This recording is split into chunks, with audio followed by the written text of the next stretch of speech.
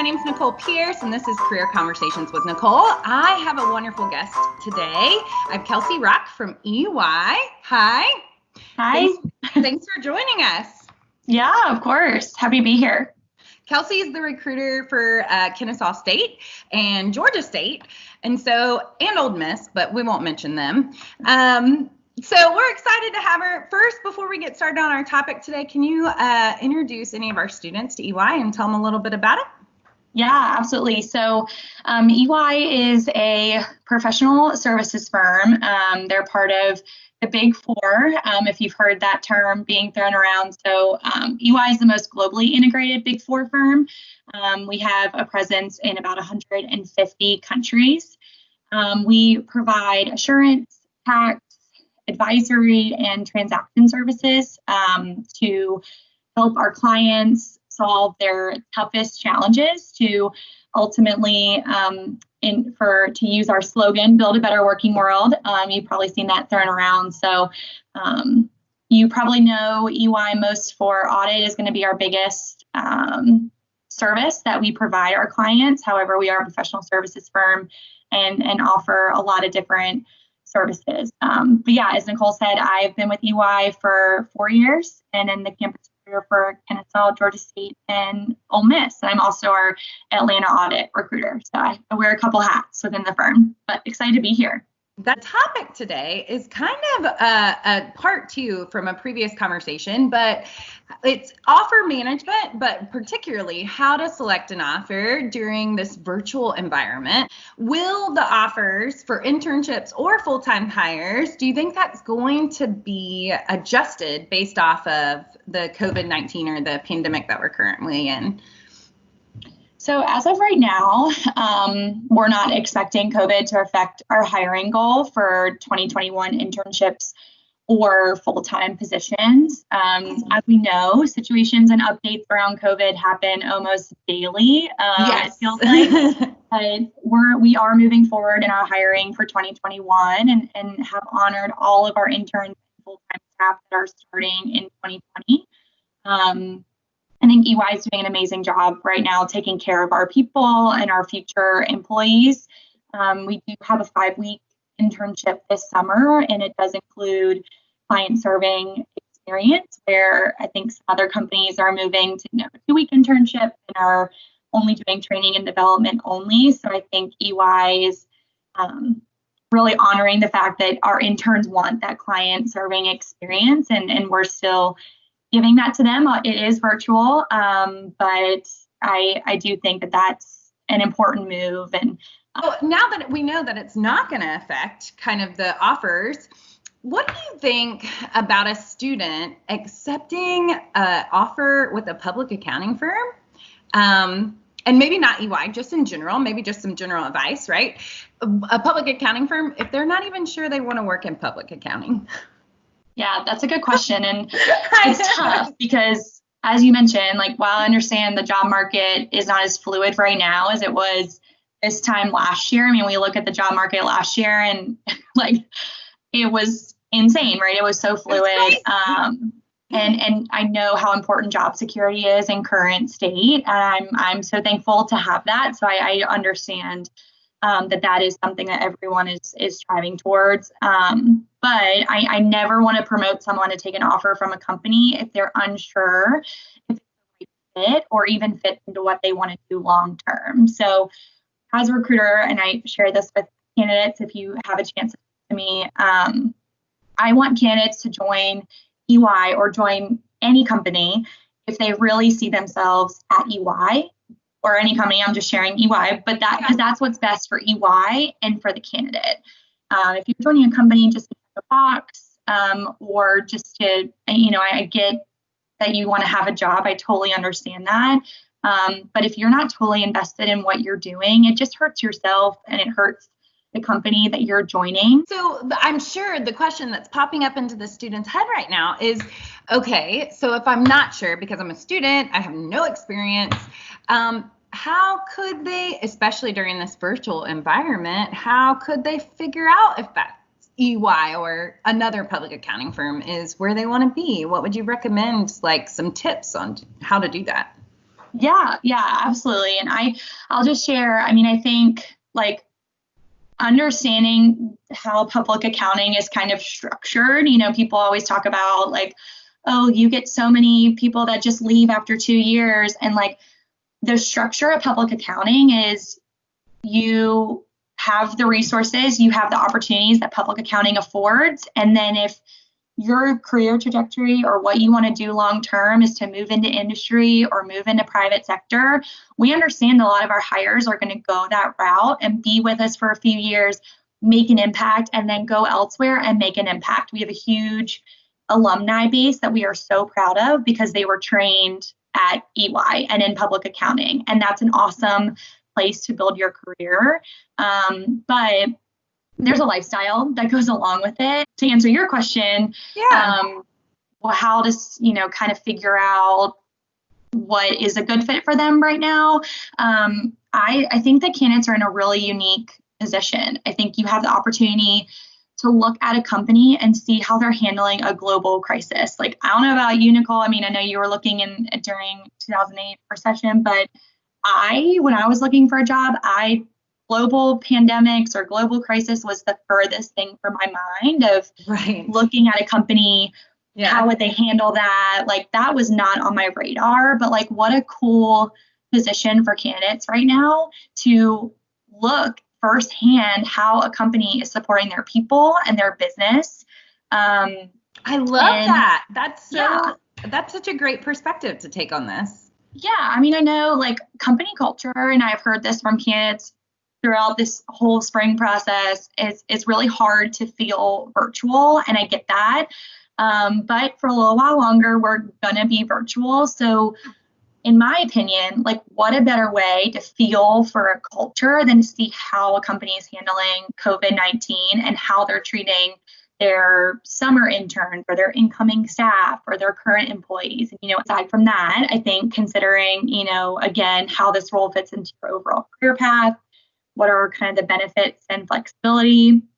Another really important topic right now is, what is the company's view on diversity and inclusion? Are they leaders in this space? And do they understand the importance of having a diverse workforce and diverse teams? Because as we all know, if all your teams are the same or all the people in your office are the same, you're not going to be as effective as a company or a team that has a lot of different people working together with diverse perspectives and mindsets, working towards an end goal. So obviously the people are great, and you need to definitely get to know the professionals that you could be sitting on a team with 5 days a week as well.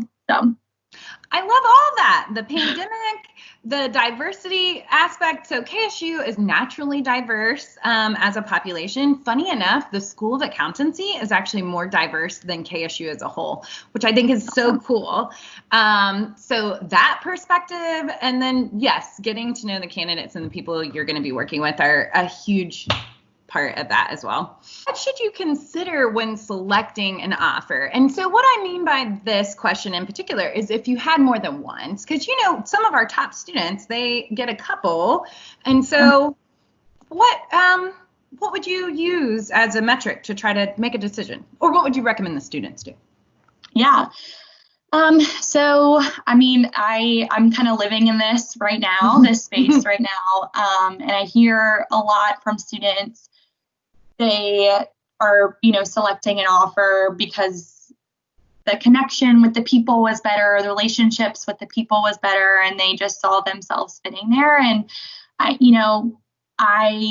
totally get that. You're probably going to be spending more time with these people than family and friends, which is kind of crazy to think about. But at the end of the day, you're at work 5 days a week for on average, 8-9 hours a day. And so you do spend a lot of time with these people. And I think you are going to meet awesome people no matter where you go. And you are going to kind of find that team and that place no matter where you go. And so looking a little deeper on, at the same time, offers are going to be probably apples to apples at the end of the day.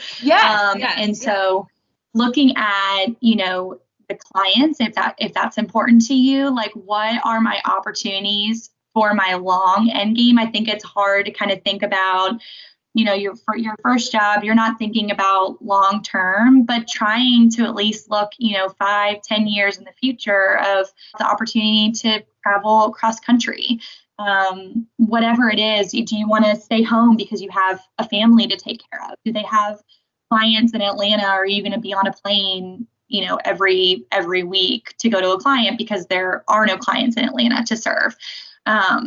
Whatever it is, I think understanding a little bit deeper past just the relationship piece and the people piece, while that's huge, I think at the end of the day, there are going to be more things that keep you at a company rather than just the people that you work with. And again, the people are going to be great no matter where you go. Oh, and I love this concept because basically what you're telling the student to do, and I've told students this many times, and they always look at me like I've got two heads going on, right? But the thing is that they should make a priority list for themselves, like a checklist of what they want, what is important to them, where their values lie, and then compare the offers to see where they match up on that list. And I think that's awesome. So students, definitely start to make your list.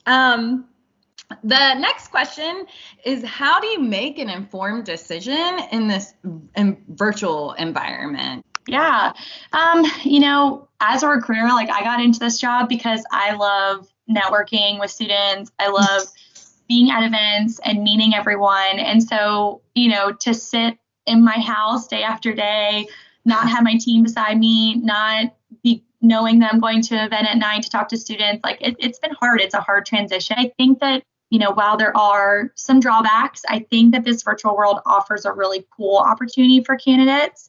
In previous recruiting seasons, some professionals may not have been able to come to campus due to like a professional commitment or a personal commitment. And now any professional from staff to senior partners are willing to spend a few minutes on the phone, send an email, hop on a Zoom call to get to know a candidate.